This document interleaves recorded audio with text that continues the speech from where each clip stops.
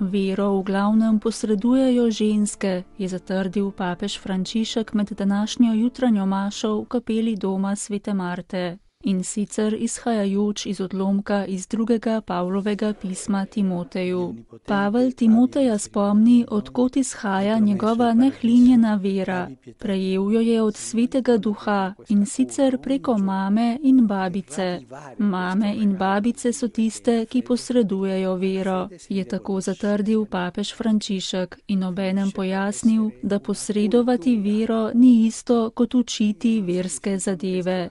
Vera je dar, vere se ni mogoče naučiti, študirajo se verske zadeve, da bi bolje razumeli vero, toda s študijem nikoli ne prispeš do vere.